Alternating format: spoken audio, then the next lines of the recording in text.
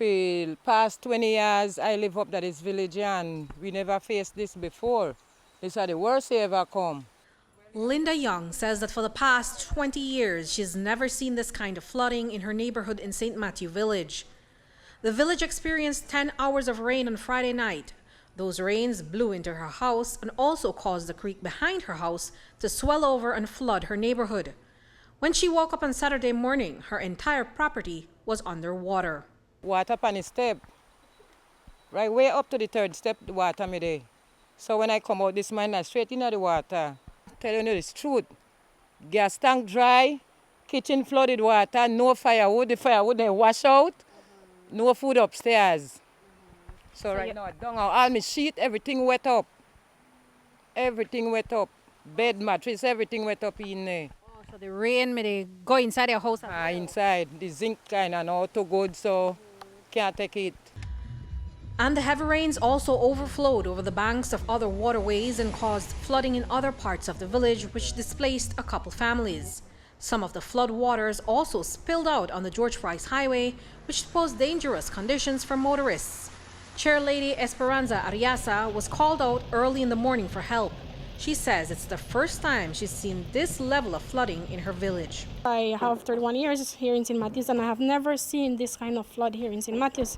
It's a first time flood that had happened in such a short period that it was just an overnight rain. After 10 hours, that is when I could have the opportunity to go out in the village and see actually the different areas that got affected. And I was very shocked to see the areas that were affected with the flood that have never flooded before.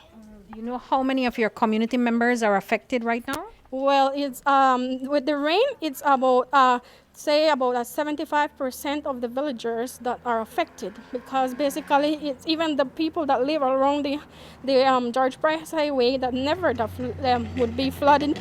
Actually, the rain, I could have seen the flood all on the highway. Another property that experienced flash flood waters belongs to Minister of Nemo Edmund Castro. He was trying to move his cattle to high ground when we met him on Saturday morning at his farm. He says that flash floods are not new to the area, but they are signs of the times. Whenever we have abundance of water that fall in this area, this creek sometimes flood like this. This morning it was extremely high, and but it's something that happens from time to time, and we expect it to happen more often and more frequent because of climate change and otherwise. There was a time that this entire area here, there was no creek there. And because of the flash flood, it washed away the earth, and now it's making itself as a complete drain to the creek. So this kind of thing will continue to happen, so we just need to learn to cope with it and see how best we could adjust to the new normal. And resident Annalie Young is still trying to wrap her mind around this flash flood. She says it would normally take days before they see this kind of flooding, but this one took only 10 hours. The rushing waters washed away her crops and other valuables, including her chickens. Now she and her family, including 4 children, must consider moving into a shelter. It don't feel nice though, a terrible feeling. Yes, and everything wet up right now. Yard wet up, everything. You worried that maybe more flood waters they come and maybe could possibly wash away your house? Yes, ma'am. I think we are getting more rain. I hear the man say we are getting more rain, so by the morning we don't know how you look. If it's like this right now, so by the morning we don't know how you look. What all wash away from your yard? Well, I had my chickens there. Some are dead. The 4 cube gone.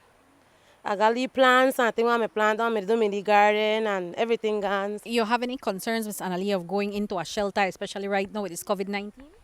Yes, I got a lot of concern because then, they say feet apart, distance apart, social distance and anything. Then everybody wants to crowd up, so we don't know how we are do it yet. 5 families, a total of 26 people, have been relocated to the village's hurricane shelter, the St. Matthew Government School. It's the 3rd night that these families are not able to sleep in their homes. On Saturday, NEMO workers and village council reps were doing assessments on the ground and making accommodations for the displaced families. It's very alarming to us here in the village, as we can see that it's already overflooded and we have people living underwater already. This morning I had to visit a family that they actually have the water almost to their bed level, and they need to move. As for now, the water level is going down, but we're expecting more rain. Hurricane season is here, and we need to see what we can do. We do anticipate that more families will be affected due to the fact that the water is not, it will be rising more and coming more in the areas that were like high grounds. So yes, we are preparing right now to for a quantity of families to come here to the shelter, as we know that this rain will not stop. While the heavy rains were expected over Belize, Ariasa says that she believes that the situation was worsened by land clearings in the area.